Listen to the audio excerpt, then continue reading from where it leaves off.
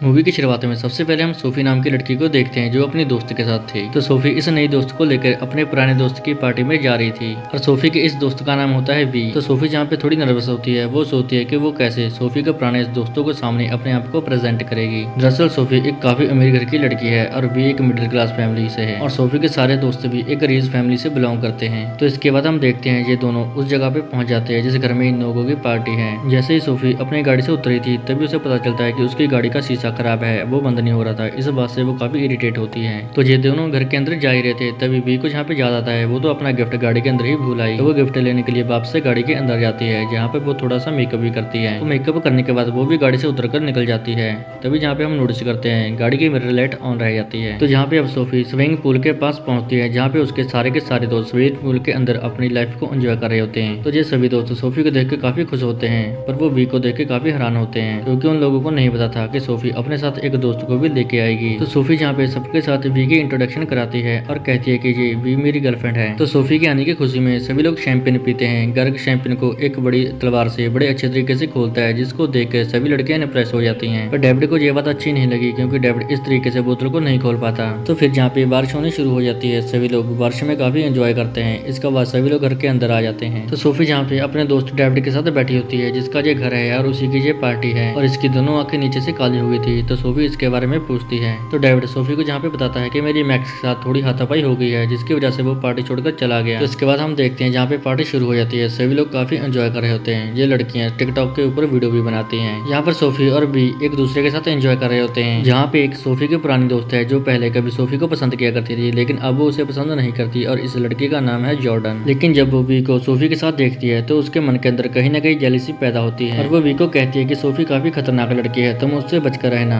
पर बी इस बात को इग्नोर कर देती है। फिर देखते हैं रात के समय पार्टी में जॉर्डन बी के पास जाती है और उसके साथ डांस करने के लिए कहती है। तो ये दोनों आपस में डांस करना शुरू कर देते हैं। ये देख के सोफी को भी अच्छा नहीं लगता। तो अब सोफी जहाँ पे सबको एक गेम खेलने के लिए कहती है जिसका नाम है बॉडीज बॉडीज बॉडीज। ये एक ऐसी गेम है जिसमें हर एक को एक कागज दिया जाएगा और उस पे उसका नाम लिखा होगा और जिसके भी नाम के आगे एक्स लिखा होगा वो सबको एक एक करके ढूंढेगा और वो सबको मार देगा। लेकिन ये नाटक होगा, असल में कोई किसी को नहीं मारेगा और जिस इंसान को मारा जाएगा वो भी मरने का नाटक करेगा और वो अपना मुंह बंद रखेगा। वो किसी को नहीं बताएगा कि मुझे किसने मारा और जो भी हम में से इस डेड बॉडी को ढूंढेगा वो चिल्लाएगा बॉडीज बॉडीज बॉडीज। बस यही गेम है। तो इसके बाद ये सभी लोग घर की लाइट्स बंद कर देते हैं। ये सभी लोग एक सर्कल में बैठ के एक दूसरे को स्लैप करते हैं और ऐसे ही गेम स्टार्ट हो जाती है। डेविड और उसकी गर्लफ्रेंड ने पहले से ड्रग्स लिए हुए थे। अब गेम के मुताबिक सभी लोग छुपना शुरू करते हैं और जिसके नाम के आगे एक्स लिखा होता है वो सभी लोगों को खोजना शुरू कर देता है और बीवी जहाँ पे छुप गई होती है तभी वहाँ से आवाज आती है बॉडीज बॉडीज बॉडीज। जब घर की लाइटें ऑन होती हैं तभी सभी लोग देखते हैं उनमें से एक साथी जिसका नाम है गर्ग वो मरा पड़ा है। वो मरने की नाटक कर रहा था। तो फिर ये लड़कियां गर्ग को उठाने की कोशिश करती हैं पर वो नहीं उठ पा रहा था। तो ऐसा देख के लड़कियां सीरियस हो जाती हैं। तो पर तभी वहाँ पे डेविड आता है, वो उसकी नौटंकी निकाल देता है और वो गर्ग को उठा देता है। और अब इन लोगों को ये ढूंढना है कि वो कातिल कौन है जिसने गर्ग को मारा है। पर गर्ग अपने मुंह से ये बात किसी को नहीं बता सकता।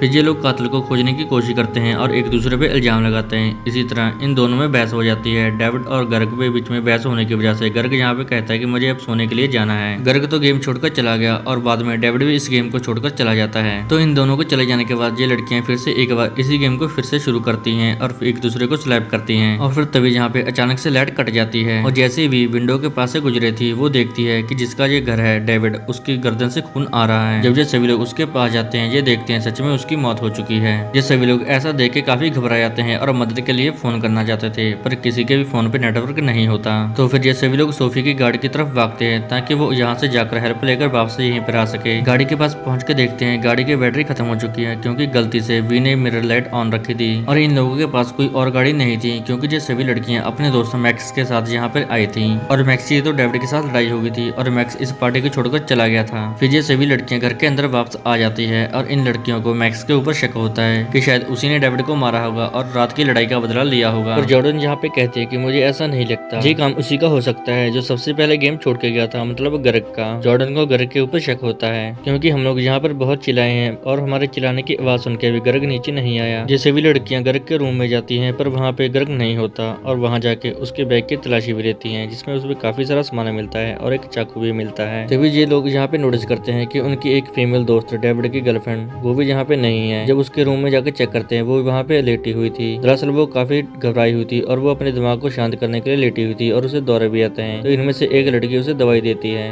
फिर ये सभी लड़कियां गर्ग को ढूंढने के लिए निकल जाती हैं। गर्ग एक हॉल में हेडफोन लगा के गाने सुन रहा था और वो जमीन पे लेटा हुआ था और ये सब लड़कियां उसके ऊपर इल्जाम लगाने लगती हैं। तो गर्ग उसे कहता है कि मेरे कान में हेडफोन थे और मैं गाना सुन रहा था, इसलिए मैं तुम लोगों की आवाज नहीं सुन पाया। लेकिन ये लड़कियां उसकी बात पे विश्वास नहीं करती और ये उसके ऊपर अटैक करने लगती हैं। वो भी अपने बचाव के लिए उनके ऊपर अटैक करता है और उनसे दूर हटता है। और इसी दौरान गर्ग का चाकू नीचे गिर जाता है। अब सोफी उसका चाकू उठाने वाली थी, लेकिन उससे पहले गर्ग अपना चाकू उठा लेता है। तो जॉर्डन अब सोफी और उसकी दोस्त जॉर्डन की तरफ बढ़ रहा था। ये देखकर भी जॉर्डन के सिर के ऊपर पीछे से हमला कर देती है, जिसकी वजह से वहीं पे उसकी मौत हो जाती है। और ये देख के सबके सब हैरान हो जाते हैं और वी को भी अपने ऊपर विश्वास नहीं होता कि उसने एक लड़के को मार दिया। इसके बाद वी वॉशरूम में अपने कपड़े और चेहरे को साफ करने के लिए चली जाती है। इसके बाद हम बाहर सोफी को देखते हैं जो अपने पुराने दोस्त के साथ लड़ रही होती है। सोफी इस पे इल्जाम लगाती है कि तुम कभी भी डेविड से प्यार नहीं करती थी, बस उसके पैसे के लिए ही उसके साथ रहती हो। तो ये लड़की सोफी को बताती है कि डेविड हमेशा यही कहता था कि अच्छा हुआ सोफी मेरी जिंदगी से चली गई, मुझे उसका पागलपन नहीं झेलना पड़ेगा। ये सब सुनकर सोफी को काफी हर्ट होता है और वो जहाँ से चली जाती है।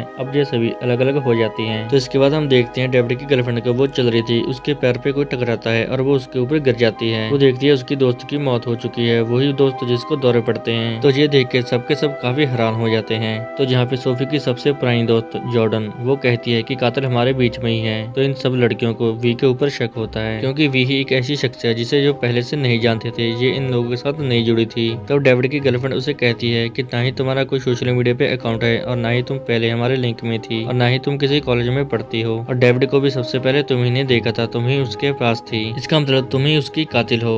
तो ये सभी लड़कियां मिलकर वी को घर से बाहर निकाल देती हैं। बाहर काफी तूफान और बारिश हो रही थी, इसलिए वो भाग के वो गाड़ी के अंदर जाती है। गाड़ी के अंदर वो अपने कपड़े चेंज करती है, क्योंकि बाहर बारिश में उसके पूरे के पूरे कपड़े भीग चुके थे। तो यहाँ पे वी को काफी भूख भी लग रही थी, इसलिए वो जहाँ पे चिप्स खाती है। वो फिर से कमरे के अंदर आने की कोशिश करती है। वो विंडो के पास जाती है, जहाँ से वो देखती है कि जॉर्डन डेविड की गन चुरा रही है। तो वी को जहाँ पे समझ नहीं आता कि वो घर के अंदर कैसे जाए, क्योंकि उसका अंदर जाना काफी जरूरी था और सारे दरवाजे बंद थे। तभी जहाँ पे वी का एक खुफिया रास्ता मिलता है जो घर के अंदर तक जाता था। तो वी इस रास्ते होते हुए अंदर चली जाती है। जॉर्डन और सोफी के पास जाके कहती है कि जॉर्डन के पास गन है, लेकिन जॉर्डन जहाँ पे साफ साफ मना कर देती है और वो अपनी जेब चेक कराती है और उसमें से कुछ नहीं निकलता। पर जेब में से निकलकर एक कागज नीचे करता है जिसमें एक्स लिखा हुआ था। इसका मतलब ये है जब इन लोगों ने बॉडी से गेम शुरू की थी, उसमें से कातिल का रोल जॉर्डन को मिला था। और अभी भी सबको वी के ऊपर ही शक होता है। तो वी सोफी से कहती है कि मैंने कॉलेज में एडमिशन लिया था, पर मेरी मॉम काफी बीमार है, उसी के चलते मैंने कॉलेज छोड़ दिया था और मेरी मॉम की प्रॉब्लम के बारे में तुम्हें नहीं बताया था। तो ये सुनकर सोफी को वी के ऊपर भरोसा हो जाता है, क्योंकि सोफी वी को काफी प्यार करती है। तो सोफी वी को गले लगा लेती है। ये देखकर जॉर्डन फिर से जेलसी फील करती है और वो गन निकाल लेती है और वो चिल्लाने लगती है, मुझे पता है वी ही कातिल है, मैं इसी को कातिल मानती हूँ। और यहीं पे सभी की आपस में बहस हो जाती है और सभी लोग एक दूसरे के राज सभी को बताने लगे। यहाँ पे डेविड की गर्लफ्रेंड जॉर्डन को कहती है कि तुम अमीर नहीं हो, बस अमीर होने का नाटक करती है और हमारे साथ रहती हो। तो ऐसा सुनकर जॉर्डन का दिमाग खराब हो जाता है। वो गुस्से में पिस्तौल से डेविड की गर्लफ्रेंड के पाँव के ऊपर शूट करती है और फिर इन दोनों के बीच में हाथापाई शुरू हो जाती है। इस हाथापाई के दौरान गोली चल जाती है और यहीं पे डेविड की गर्लफ्रेंड की भी मौत हो जाती है। और ये देखकर जॉर्डन डर जाती है और वो ऊपर जाने लगती है, पर सोफी भी उसके साथ साथ ऊपर जा रही थी और उससे पिस्तौल मांग रही थी। जॉर्डन के हाथ में पिस्तौल थी, इसलिए वी पीछे से आके उसे पकड़ लेती है और जॉर्डन को नीचे गिरा देती है। जॉर्डन मरते मरते वी को कहती है कि सोफी तुम्हें धोखा दे रही है, तुम उसका मोबाइल फोन चेक करो। ये बोलकर जॉर्डन की भी यहाँ पे मौत हो जाती है और अब इस घर में ये दोनों ही जिंदा बचे थे, बाकी सब मर चुके थे। वी को सोफी के ऊपर शक होता है और वो उससे डरने लगती है, उससे भाग के वो छुपने लगती है। फिर जब सुबह होती है, सुबह के टाइम वी घर से जाने लगती है, पर सोफी उसे आके पीछे से पकड़ देती है। पर वी के पास होती है गन, वो उसके ऊपर गन तान देती है। तो वी जहाँ पे सोफी को कहती है कि मैं तुम्हारा मोबाइल देखना चाहती हूँ। इसी बात को लेके इन दोनों के बीच में बहस हो जाती है और हाथापाई हो जाती है। ये दोनों जाके पानी के अंदर गिर जाते हैं। हाथापाई होने से पहले सोफी ने अपना मोबाइल जमीन पे ऊपर फेंक दिया था। जब ये दोनों पानी से बाहर आते हैं, इन दोनों को एक यहाँ पे मोबाइल मिलता है और ये मोबाइल डेविड का था, जिसका ये घर है। ये लोग उसके फेस से उसके मोबाइल को अनलॉक करते हैं और उसके अंदर की वीडियो देखते हैं, जहाँ पे उन लोगों को पता चलता है कि डेविड की मौत कैसे हुई। वो टिकटॉक पे वीडियो बना रहा था और शैंपेन की बोतल को तलवार से खोलने की कोशिश कर रहा था और इसी दौरान गलती से वो तलवार उसकी के गर्दन पे लगती है, जिसकी वजह से उसकी मौत हो गई। मतलब उसको किसी ने नहीं मारा था, उसकी मौत उसी के हाथों से हुई थी। तो यहाँ पे हमें पता चलता है इन सब में से कोई भी कत्ल नहीं होता, पर ये एक दूसरे के ऊपर शक करके आपस में झगड़ा कर करके ही एक दूसरे को मार दिया, पर असल में शुरू से ही कोई कत्ल नहीं था। तो यहाँ पे लास्ट में हम देखते हैं यहाँ पे मैक्सी पहुंचता है जो डेविड का दोस्त था और वो झगड़ा करके जहाँ से निकल गया था। तो वो ये सब देख के काफी हैरान होता है कि ये सब कैसे हो गया। और यहीं पे ये मूवी खत्म हो जाती है। अगर आपको मूवी की स्टोरी समझ आई हो तो आप हमें कमेंट करके जरूर बताएं।